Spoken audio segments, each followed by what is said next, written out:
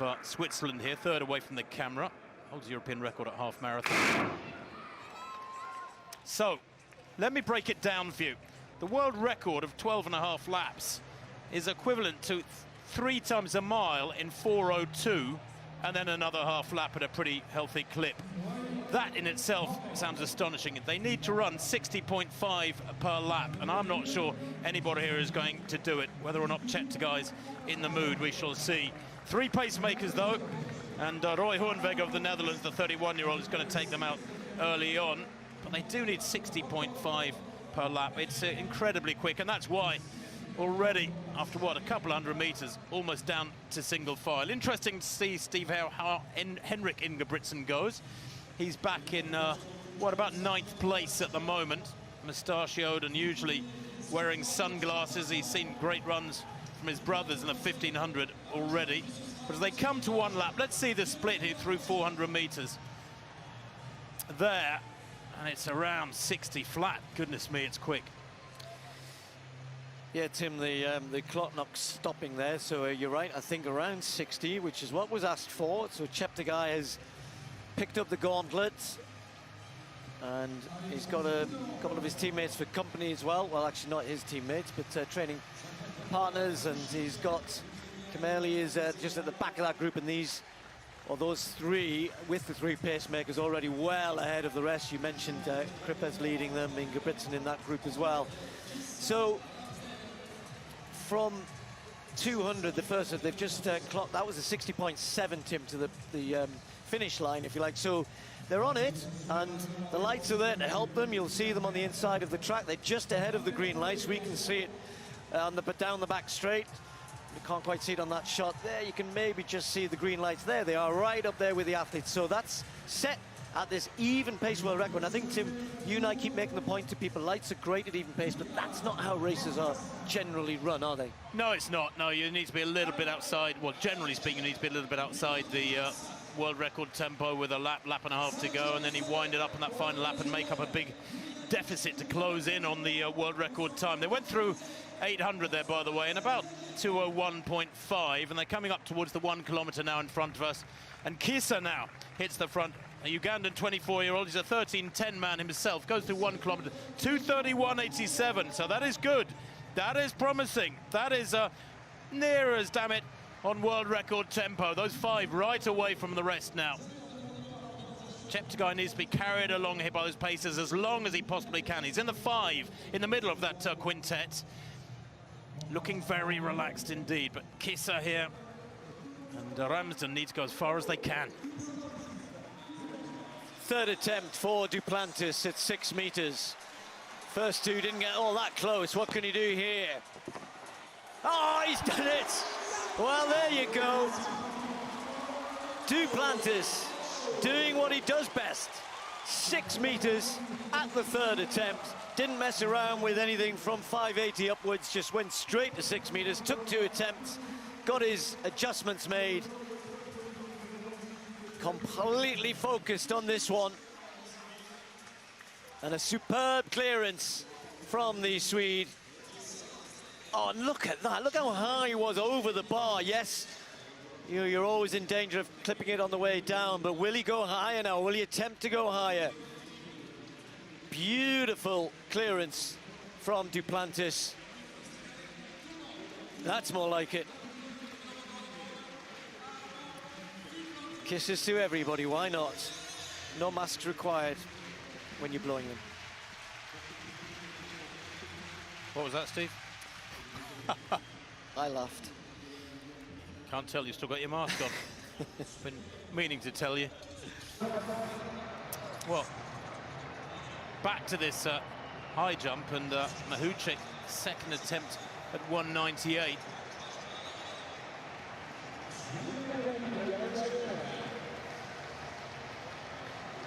Cleared the previous height. First time and goes clear.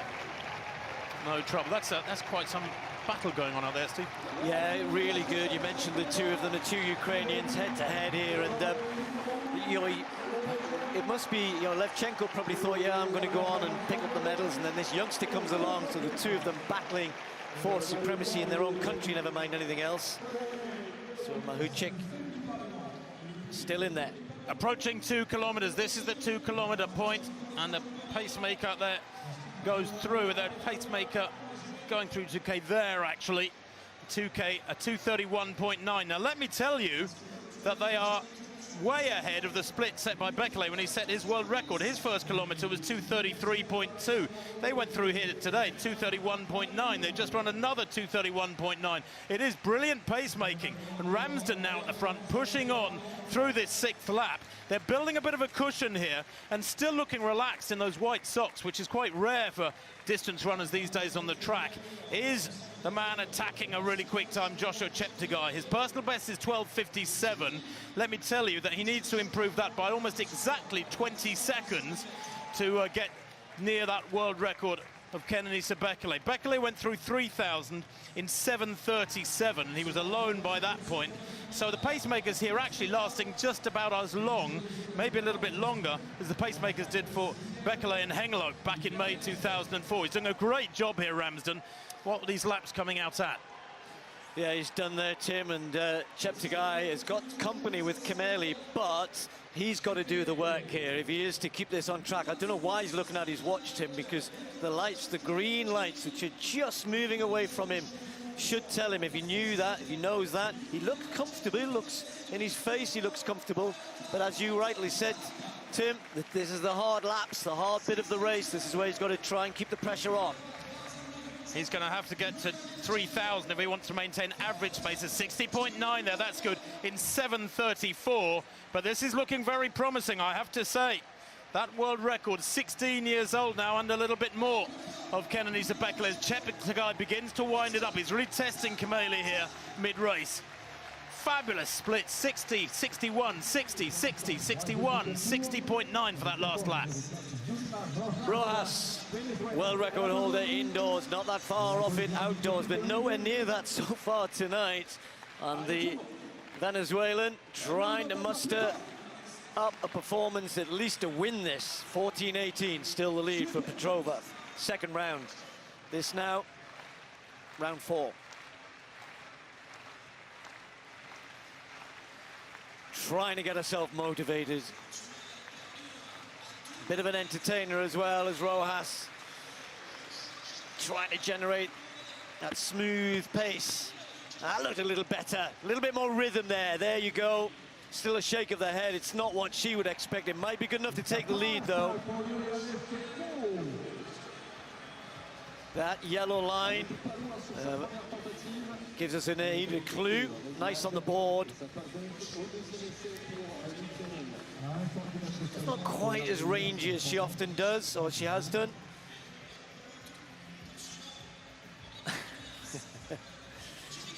Well, you don't need to be a sign reader to see that she perhaps isn't too happy with herself there, but it's good enough to take the lead. 14:27 for Rojas in round 4. Season's best. Girdle your loins, folks, because we could be seeing history unfold. He went through 3,000 in 7:35.1, and he's cut loose now, Joshua Cheptegei. He's inside the last mile, just under 4 laps to run. Kimeli in second place, running incredibly strongly, about 30 meters down. But Joshua Cheptegei has it all. He has that speed on the track. He's a great 5,000 runner. He has that enormous strength of a 10,000 meter runner. He has that gutsiness of a cross-country champion. And he's still looking relaxed, isn't he? 2:31.9, 2:31.9, 2:31.4. I've got his last 4 kilometers, his last 3 kilometers at. And the world record is under severe threat here.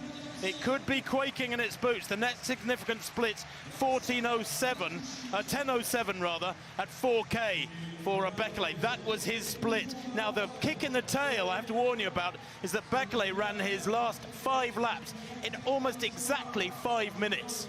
Astonishing closing pace from Kenenisa Bekele. He was just 21 when he set the world record back in 2004. He doesn't have to go quite that fast, Tim. We're looking at 3:2-ish, for those last 3 laps. So let's say he runs a 61 and a 61 and then can finish with a 59 point something. You're right, it's on. It's 100% on here.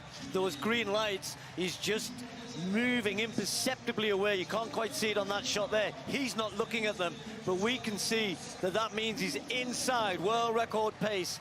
And we're assuming, Timmy looks so relaxed, you said that.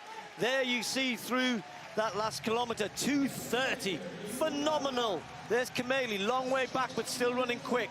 He comes round this time, it'll be just 2 laps to go. He's not slowing down, he's maintaining, and he's girding his loins, and we should be, like you said, because this could be phenomenal. You do that a lot, don't you, Steve? I do, when I can. Well, the world record beckons out in front. The rest of the field, half a lap and more behind as Joshua Cheptegei comes through now with 2 laps to run. 60.3. The previous lap was 60.1. This is unprecedented. I used the word Superman earlier on, perhaps a little bit early. This is superhuman running. Cheptegei has now built up a lead of what, about 80 meters over Kameli. Back in second place, Nicholas Kameli, who's a 12:57 performer, came 8th in the World Championships last year at the age of 20 in Doha. But he still looks so relaxed, a lap and a half to run. Goes through there in around 11:05. And he needs to cover his next 600 meters in about 92 seconds. And he's still glancing around. This is metronomic, machine-like running. Robotic running almost. He's so relaxed. He looks great, Tim. He's coming up to the bell. I think he's going to absolutely break this apart. He must do. He must have something left here. He looks too good. He looks too relaxed. He's away from the lights. He takes the bell now. The world record is on. 11:35 at the bell there, a 59.9. He's covered his last 3 laps in almost exactly 3 minutes. He's matching stride for stride the closing pace of Kenenisa Bekele, but he set up this world record because he went out through the first half of the race and more, much quicker than the Ethiopian 16 years ago.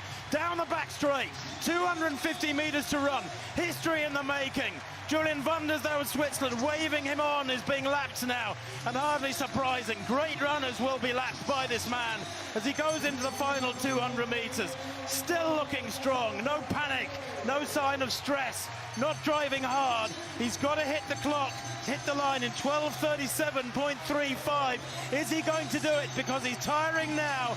Down the home straight, surely it's going to be close. Watch the clock, 10 seconds to go. He's got about 50 meters to run, and he's still driving for the line. At last he grimaces and looks mortal. But there, 12:35.37. The world record has been broken by almost exactly 2 seconds. And he's still smiling. He's still in good shape. This fella, well, probably deserves the name Superman beside his own Joshua Cheptegei of Uganda, more than anybody in the history of distance running in the modern era. That was astonishing. I said before the race he needed to run 3 times a mile in 4:02 and then some change for that last half lap. Well, he's just run 3 times a mile in about 4:01. That is just hard to comprehend. What a performance, Tim, and I love the way he did it. We've talked a lot about paces changing and picking up. That was almost an even-paced world record. His fastest lap, there was no big surge at the end, 59.64. Most of the other laps were within a second or so of that. 60.7, 60.6, 60.4, a couple of 61s in there. Just lap after lap after lap, and then he set himself up. He was tired at the end. He has every right to be tired. What a run, a world record on a night of nights here. And Cheptegei said he was going to do it, and he has. And you've got to really admire him for doing that. When people announce they're going to run fast and then come and do it, hats off to him. 12:51 for Kameli, a massive personal best in second place. But that is the story of the night. Surely the story of this bizarre athletic summer of 2020. He went through 3,000 in 7:35, began to ease away from a brave Kameli there. But Nicholas Kameli of Kenya couldn't hold him back over those final laps. And coming home, as you said, Steve, 59.64, just adding together his last 4 laps. He ran them about 1 stride outside 4 minutes. And his last 5 laps, in fact, almost identical against the clock to those of Kenenisa Bekele, but he built up that big cushion early on, and that was the key to it. He was aggressive, didn't rely upon his closing speed. He ran metronomically, very even pace throughout. Fabulous stuff. And the other thing I love about him, he remembered to stop his watch as he crossed the line, just in case something went wrong with electronic timing. Oh, don't get me started on that. Marathon runners holding their hands up in front of their face as they break the tape because they want to stop their own watch. Oh, yeah, you're entitled to look in pain but smile. It's a wonderful, rich pain that you can be proud of. 12:35.36. I didn't think I'd see that world record of Kenenisa Bekele broken for many a year yet.